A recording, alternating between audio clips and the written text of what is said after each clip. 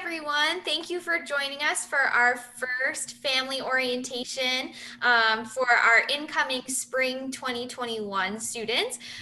We are joined today with representatives from the Bursar's office and financial aid to talk about all things money, which I'm sure folks have a lot of questions about and things they're hoping to learn. So we will go through a short presentation, and then should you have any questions using the chat function, you should be able to directly message me. So feel free to put questions in the chat. We'll do our best. But you won't be able to unmute yourself, so that is the best way to get your questions asked. And we'll certainly make sure to get some contact information for you all. If you have follow-up questions, you can go through the best route to get those questions answered. So with that, I will turn it over to Tom and Jen.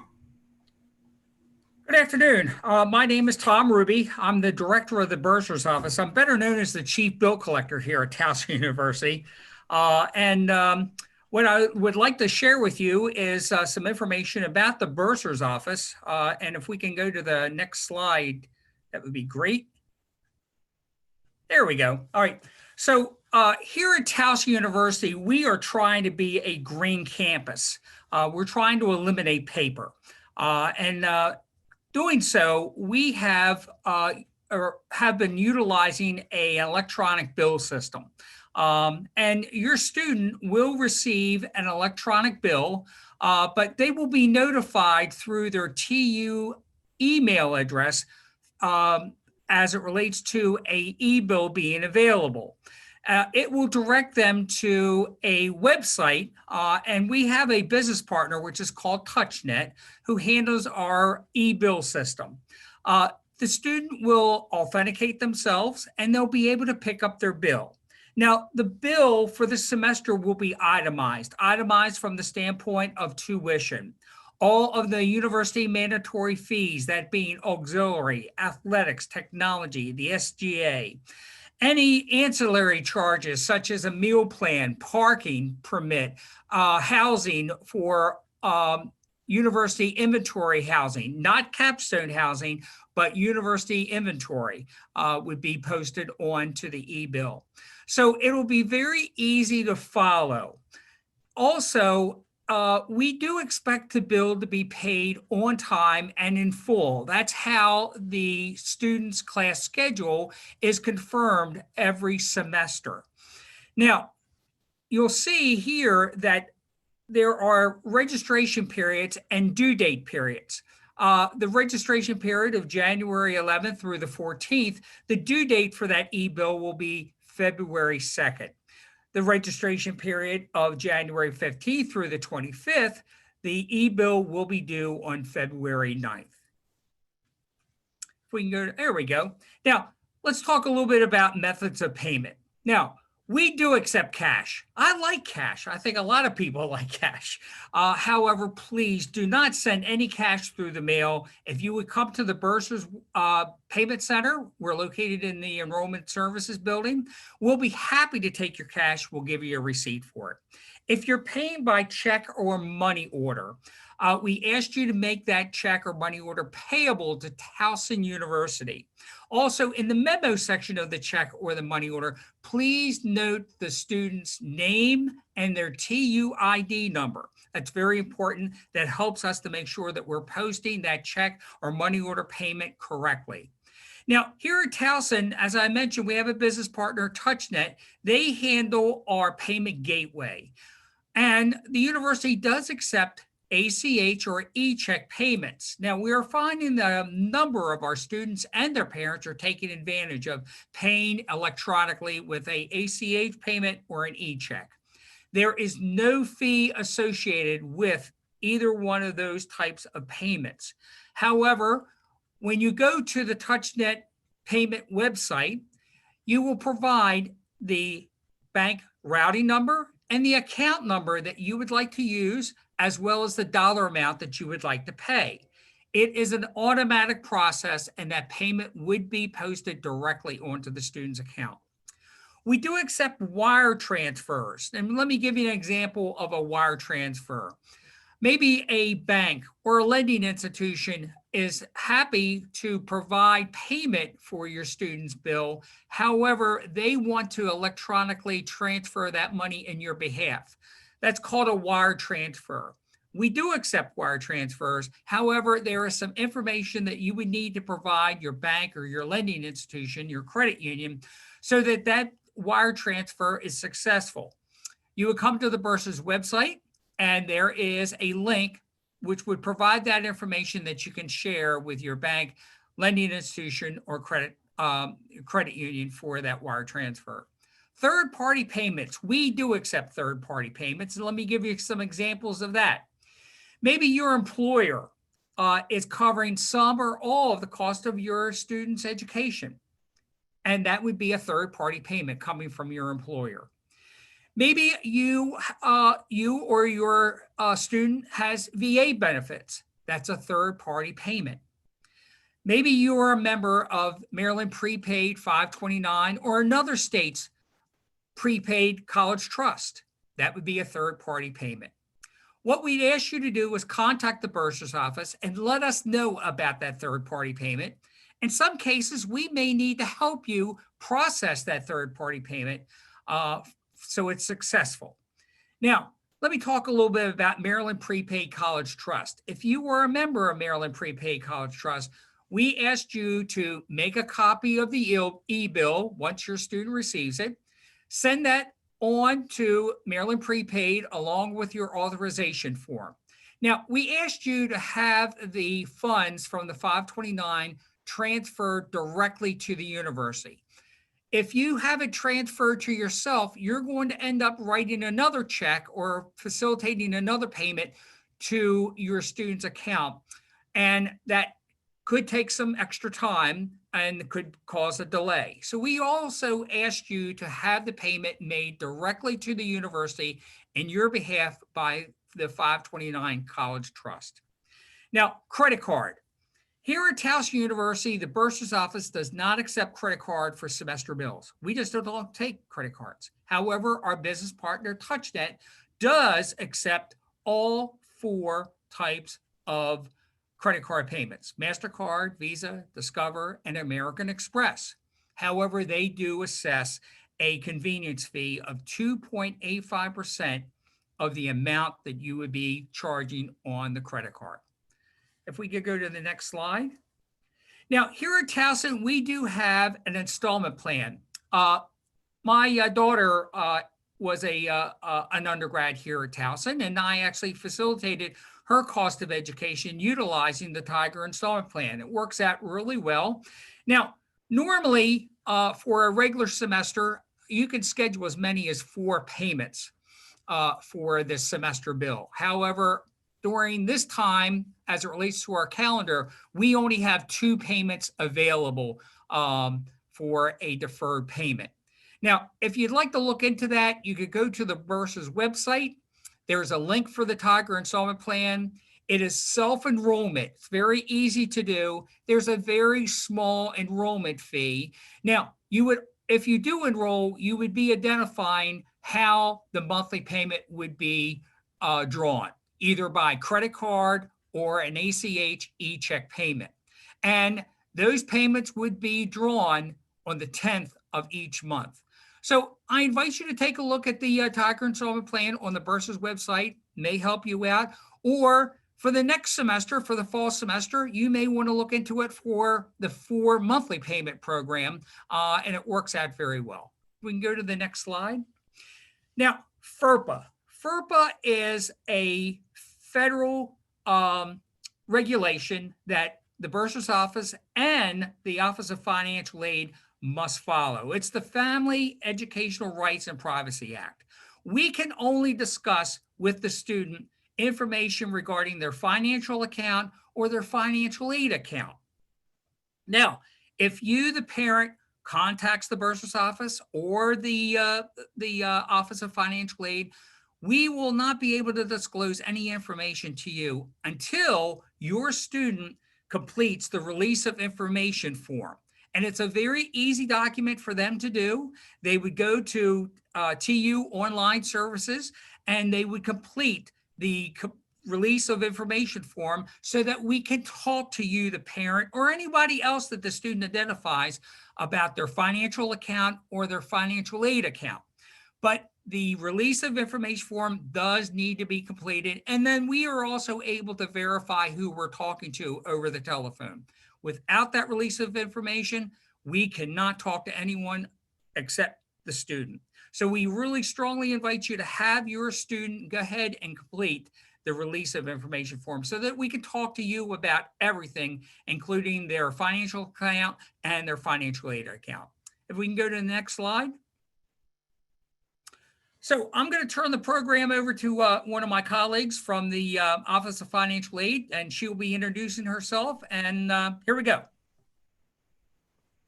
Hi, everybody. My name is Jennifer Schley. I'm the Associate Director of the Financial Aid Office here at Towson. And I'm just going to go over a little bit about the FAFSA and what some of the most commonly asked questions and things you might be dealing with as we get ready to start your spring semester.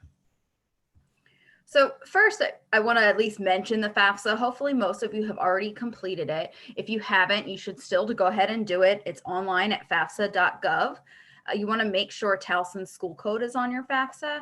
So if you were at a different school in the fall and you did your FAFSA there, you don't need to redo the whole thing. You just need to go in and add Towson, which is 2099. And then we'll get your information.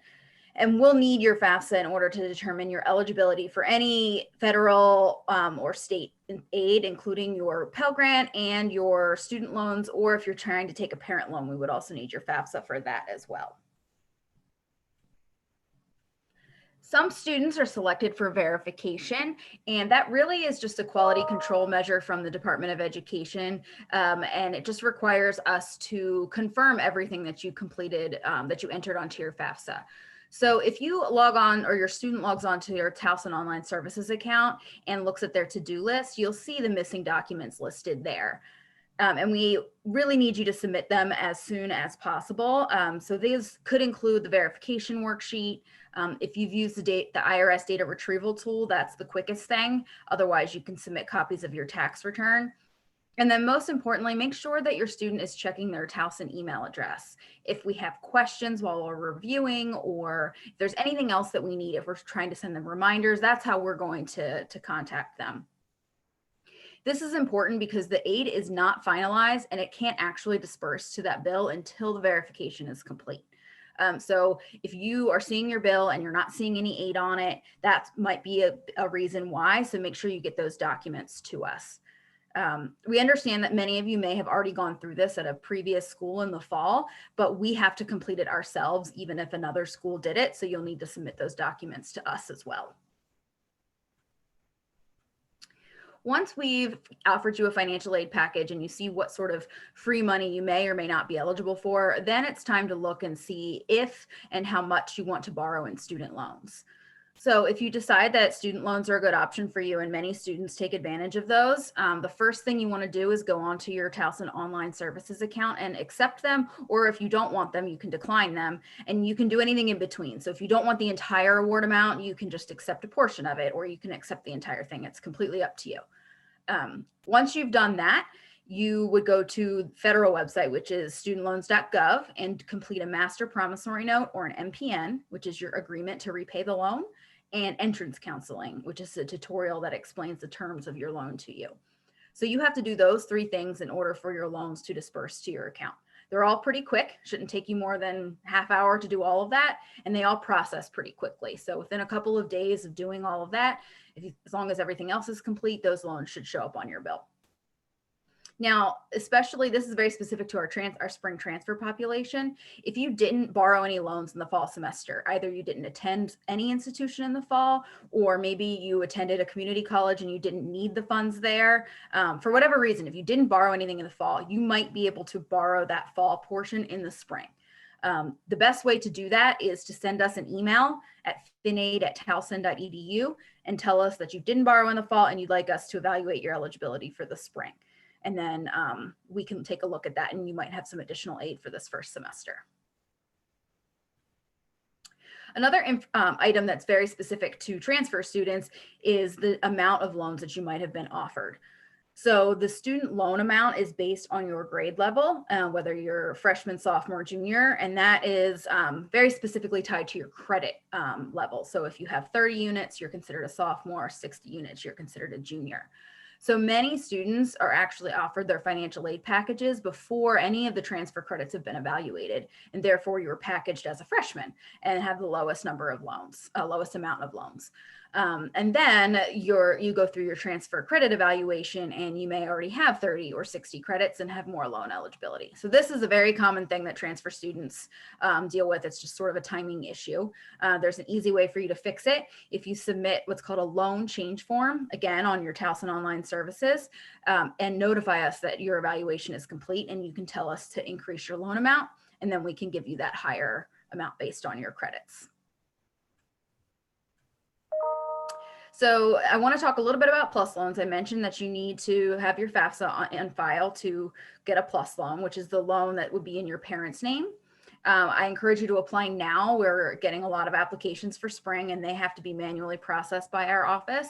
So the sooner you get it in, the sooner it will be on your account. If, again, same as if with the some of the other things, if you have already done it at another school, you still need to do another application with us. It's a very quick online application. There is a credit check, so it's not guaranteed. Your parent will fill this out, not you, or not the student. And again, that's online at studentloans.gov, and you'll get a credit decision right away, either approved or denied. So if the student, or if the parent is approved, then they just want to go ahead and complete their promissory note or MPN. And then everything will be sent to us and we can process the loan. Now, if you're denied, if the parent is denied, you have a couple of options. One, you could try your other parent.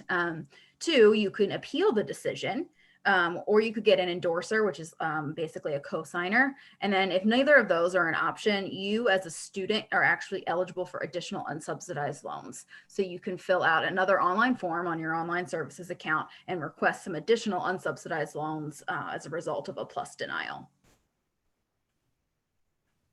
Finally, a little bit about private loans. Like PLUS loans, they require manual processing by our office, so we encourage you to apply as soon as possible so that we can get those loans on your account as soon as possible. Again, a new application with us, even if you borrowed at a prior school, you can certainly use the same lender. The loan application is not actually through us. You would go through your lender, but you would tell them you were attending Towson instead of what other school you were attending in the fall. These are credit-based loans, and they're through a private lender of your choice. So the terms and interest rates are going to vary a lot, and we just encourage you to do your research and be careful when you're applying for these types of loans. We certainly have plenty of students who take advantage of them, but just be aware because we have a lot less control, and they're not, they don't come with the same benefits as the other federal loans do. So this aid, obviously the point is to actually help you pay your bill. So you may have already seen some of that aid dispersed to your account. Aid for all students began, the earliest it could disperse was last Friday, January 15th. So if your aid was fully processed and you were enrolled and actually had a bill, then you might see your aid already on your account. Now this includes verification documents that we've received and we've processed. You've accepted all of your loans, you've done your MPNs, et cetera, and we've processed all of those loans. Aid will continue to disperse to students' accounts. So if you do your PLUS loan tonight and we process it in 2 weeks, then it will hit your account then. But all aid that's already been processed should already be on students' accounts. If you have more than enough to cover your bill, then you would get a rebate check. And Tom's going to talk a little bit more about rebate checks in a minute. But the point is that you can use that to pay for housing, other expenses you might have, food, etc. Now on the flip side, if your aid is not processed and it's approaching your bill due date, either that February 2nd or February 9th due date, then you might need to make some alternate arrangements to pay your bill to avoid a late fee. If you make alternate arrangements, if you pay your bill or if you enroll in the payment plan and then your aid comes in, you'll certainly get reimbursed, but that's the only way to really avoid that late fee. So now we're going to go back to Tom for a little bit. He's going to talk a little bit more about refunds and rebates. Okay, thanks, Jen. As Jen had just outlined, that if there is surplus aid on the student's account, we are obligated, that being the bursar's office, we are obligated to refund that back to the student. And that's called a financial aid rebate. There are also refunds that occur on a student's account. Let me give it a quick example of what I'm talking about. Maybe your student is living here on campus, and as part of the requirement to live on campus, the student has to have a meal plan. Now, maybe early on, you and your student decided that you were going to get the 19 meal plan, 19 meals a week. But after the student has been here for 1 week, they call you up on the telephone and say, "Hey, mom, look, I'm putting on too many lbs. My pants aren't fitting right anymore." And you all decide that you're going to make that meal plan change, going from a 19 down to 10 meals a week. And therefore, there is a financial adjustment because of that meal plan adjustment. We would be obligated to make that refund back to the student. It is the student's account, and we make all refunds and all financial aid rebates back to the student.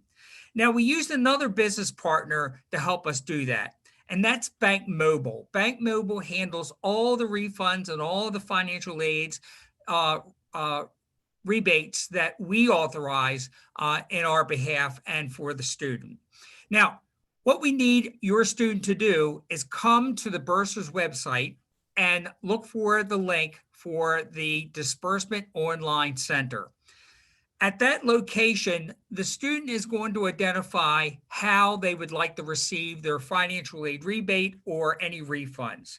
And there are 3 options. The first option is a EFT, or an electronic fund transfer, to a checking account or savings account. That is the most expeditious way to get the refund or the financial aid rebate. Bank Mobile will even email the student when the money is in their bank account. Again, that is the most expeditious way to get the refund or the financial aid rebate. The next option would be a paper check addressed to an address that the student identifies. Now, that does take a little bit more time, and probably if you've been watching the news, the United States Postal Office has had some major issues from the standpoint of mail delivery. We do not control, nor does Bank Mobile control, the United States Postal Service and their delivery service. So if you are interested in getting a paper check, have it mailed to an address that the student identifies, there may be some delays with that. The last option is the default, meaning that the student selects neither option of a electronic fund transfer or a paper check. What that would be is a paper check that would be mailed to the address that is in the student information system. Again, I strongly suggest that you may want to look at the EFT, electronic fund transfer method, to get any refunds or the financial aid rebate. Now, this is just a little bit of a suggestion to you parents. Some of these financial aid rebates are some significant amounts of money, large sums of money. I strongly suggest that maybe you would like to open up a checking account or a savings account that would be a joint account with your student. That way you could help them manage those funds. Now, here at Towson, we have a PNC bank right in our student union. We also have a great working relationship with the State Employee Credit Union. They have a small branch in our West Village facility. There are multiple banks that surround this campus. Maybe you would like to look at one of the banks that you utilize currently for a checking account or a savings account or something else. But I strongly suggest that you may want to go ahead and think about a joint account with your student to help them manage these funds that they would be receiving, because it is their account and we make all refunds back to the student. We can go to the next slide. So here at Towson, we are required by the IRS to provide to all eligible students a 1098-T higher education tax credit form. Now, that is for out-of-pocket funds, and we are obligated to provide that document on or before the end of January of each year. And we normally hit that without any difficulty. And as I mentioned earlier about our e-bill, we are trying to eliminate paper. Normally, we would have to send that 1098T tax credit form by the mail. And we're trying to eliminate that. And we do have an online version. However, the IRS requires the student to accept the online version of the 1098 tax form. I don't quite get it. I think it should be the other way around. But we strongly invite the student to go ahead and select the online version of this tax credit form. I know that when my student was, or my daughter was here as a student, I was looking forward to getting that document so that I could file my taxes. Now, we will actually email the student when the 1098T online form is available for them to pick up. And that usually comes out much earlier than the 31st of January. So we invite you to ask your student to go ahead and select that. And they can do that by going to the 2U online services and selecting that they would like to receive the 1098T online form. We can go to the next slide. Okay. So the enrollment services houses both the bursar's office as well as the Office of Financial Aid. You really can't miss our building. We are on the west end of campus. It's the only building on our campus that looks like a World War II bunker. You really can't miss us. We are both located on the 3rd floor. You can see here on this slide our telephone numbers, our email address, and our websites. We strongly suggest that if you have questions, start with our websites. We both have frequently asked question sections on our website, and you'll probably find the answer to your question. If you do not, you can either email us and we will more than happy to have a bursar associate or a financial aid associate get back to you with your answer. Now, here with the bursar's office, we have limited phone hours because we have many of our bursar associates working teleworking, and we accept telephone calls to the bursar's office Monday through Friday from 1 p.m. to 4 p.m. daily. So if you'd like to call us, Jen, do you want to talk about telephone calls for the Office of Financial Aid? Sure. So our phone center, and we are working fully remote. So our phone center is not up and running at the moment. However, obviously you can reach us via email, but most effectively, we have a chat service. If you just go to our website, which is towson.edu/finaid, there's a little pop-up at the bottom that will allow us to, or allow you to directly get in touch with us via chat. If you'd prefer a phone call, you can contact us via chat and request a phone call, and we can reach out to you that way. Okay, so here's our action items and a summary of today. First of all, we need to make sure that you are completing, your student is completing, that is, all of their financial aid to-do list. It's very important because the aid is not going to be dispersed onto their account until their financial aid to-do list is complete. Now, you want to complete all of your loan applications as soon as possible. As Jen said, it is very important to get that underway starting today so that that can be processed through the Office of Financial Aid. Now, also remember that you have a e-bill due date depending on the registration, and earlier on the website or earlier on the slideshow, there were 2 dates, February 2nd and February 7th. As the 2 dates when bills will be due. However, your student will get an email from the bursar's office directing them to TouchNet to pick up their e-bill, and the e-bill will identify the due date right there. Now, we want to make sure that your student or you are paying the semester bill on time. And if there is a monthly statement, meaning after the semester bill has been paid and any new charges come onto the account, maybe there's some charges from the university store, maybe it's a late parking permit that is purchased. Again, your student will get an email from the bursar's office directing them to the TouchNet website to go ahead and pick up their monthly statement. And that also needs to be paid in full. Now, again, I just want to emphasize that the confirmation of the class schedule is made when the semester bill is paid in full. That's how we do business here.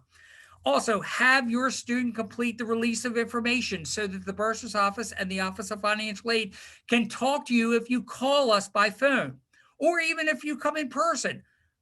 We need to have that release of information form completed by the student so that we can talk to you. Now, well, let me tell you a little story, a very quick story. When my daughter was a student here as an undergrad, she got the email from the bursar's office. It directed her to TouchNet. She picked up the e-bill. Did she give it to me? Absolutely not. 3 days before the bill was due, one of my bursar associates said, Tom, your daughter's bill hasn't been paid. I was embarrassed. I'm the director of the bursar's office. And I said to myself, this is not ever going to happen to me again. And here's what we did. We have arranged so that your student can identify you as an authorized user of their account.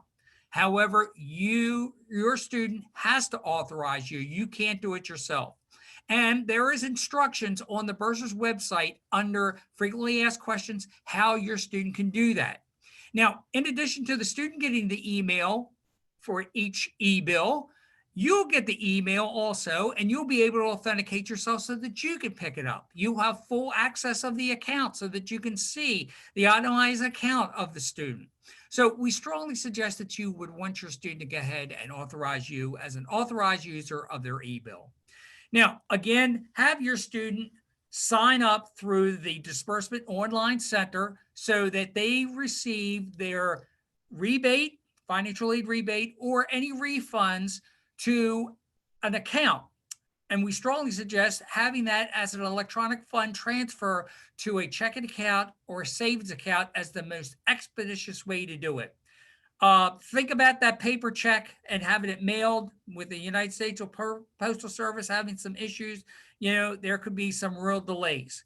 So we strongly suggest doing it as a EFT or electronic fund transfer to a checking account or savings account. And then finally, ask your student to go ahead and sign up for the online version of the 1098T tax credit form so that we can eliminate paper, and the tax form for all eligible students as it relates to out-of-pocket payments can be provided a little bit earlier than what we would normally have to do with a paper mailed home document. Okay, well, with that, I will thank you for your attendance, and I'm sure that you probably have some questions, and we'll stand by to see if we can help you. I actually don't see any questions in the chat right now. As a reminder, you can type them to me and I can read them. But in the meantime, I will remind folks that this is the first in our series of family orientation. My name is Catherine. I work with family orientation, and so you'll see me throughout the rest of this week if you join us in any follow-up family orientation sessions. You can join me tonight at 5 p.m. We'll be talking to housing and residence life. And then Thursday and Friday, we'll be talking about academics, health and mental health, and campus safety. So all of that information, as well as recordings after these sessions occur, can be found at towson.edu/families. And you can get there through our orientation website as well. So I do see some questions here. So for Tom, is there a reason for the 2 payments instead of 4 for this for TIP this semester? I know you mentioned schedule. Yeah, it really has to do with a schedule. Our TIP program is set up on a calendar schedule. So our 4 payment payment plan started back in November for the spring semester. And right now we only have 2 payments left in the Tiger installment plan. So that's all we have for the spring semester. But again, for the future semesters, you can schedule as many as 4 payments. We invite people to do that, but just because of our calendar schedule, we only have 2 left. Perfect, thank you. And then this, I think, is for Jen. A student attempted to accept their loans via the TU online portal and got an error message. Would you suggest that they just try again? Yes, unfortunately, that happens every once in a while. And the best thing is just to go in and try again at maybe a different time or different date. Okay, thank you. Mhm. And just in general, we often suggest students try a different browser if they're using Chrome or Safari or Firefox. Sometimes that technology seems to just work that way if you try something different. And then I'm seeing a question if charges for housing have been billed to students yet. I could also ask HRL this afternoon. They should have been. We are showing charges on students' accounts for university inventory, not Capstone. Capstone will never appear on the student's account because payment is made directly to the Capstone management group. But if it is a university inventory housing, I have been seeing accounts that housing is reflected. If you do not see that charge on the account, I invite you to contact the Bursar's office. We will certainly take a look for you. Or it may be a situation whereby you may also need to contact the housing office to verify that the housing charge has been posted to be posted onto the student's account.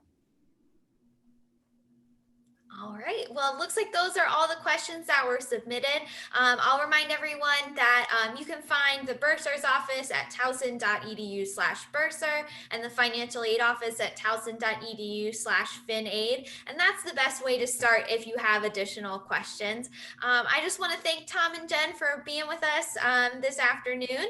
And I hope to see everyone throughout the rest of the week. So go Tigers.